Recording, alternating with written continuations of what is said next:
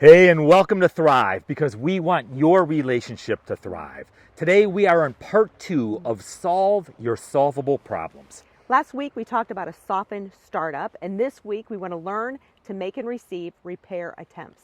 Have you ever been emotionally charged and you know you're having one of those heated discussions with your loved one and you know what to do to stop the argument, but in your mind you're kind of thinking, okay, you want to fight? Let's fight. Game on, right? It never ends well. And so today we're going to talk about putting on the brakes. Just like when you drive a car, one of the most important skills is applying the brake, right? You avoid all kinds of accidents and mishaps. Well, the same is true in your relationship. De-escalating the tension so that a constructive conversation can take place and so that you can come up with a compromise. I mean, it is extremely important. Intelligent and more stable relationships are not more skillful in making the repair attempts, but the repair attempts actually get through to their spouse. So here's a few true and false questions to help you assess if those repair attempts are getting through to your loved one. Number 1, true or false? Are you good at taking breaks when you as a couple need them? I mean, in other words, do you take time outs if the conversation is getting out of hand? Number 2, my spouse usually accepts my apology. Or number 3, I can say when I'm wrong. Or how about this one, true or false? We are pretty good listeners even when we have different positions. And number 5, I feel confident we can resolve most of the issues between us. In happy relationships, couples send and receive repair attempts with ease. But in unhappy relationships, even the most eloquent repairs attempts may fall on deaf ears. So the question is, do you want to improve your relationship immediately? I mean, immediately. You don't have to wait for your spouse to change. You can do something differently right now. You can buck the system. So here's some practical advice, right? 1, be mindful of making and receiving repair attempts.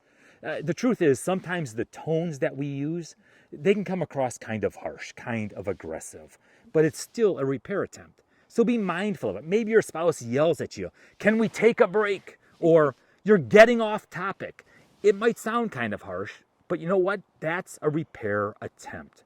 They're trying to stop the conversation from getting out of control. And number 2, formalize your repair attempts. Make them very obvious. Determine specific words you can use to de-escalate the tension.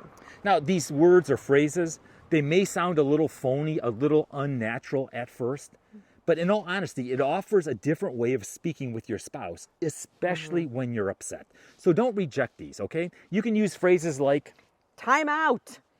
Can we take a break? I'm sorry, please forgive me. Can we try again? We're getting off track. you can even simply say, "I love you." Or you can use kind of humorous, dilly dilly, whatever it is. It needs to be an obvious repair attempt, a pre-scripted statement or word that both of you recognize. You see, formalizing repair attempts by using these scripted phrases can help you diffuse arguments.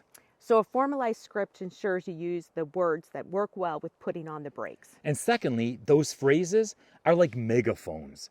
They help ensure that you pay attention to a repair attempt when you're on the receiving end. Thirdly, announce your repair attempts.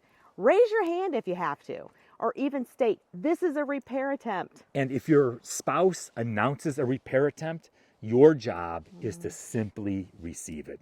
Repair attempts are putting on the brakes. It's de-escalating the tension so that a constructive conversation can take place and a compromise can be found. They are powerful. They're necessary. Be aware of them.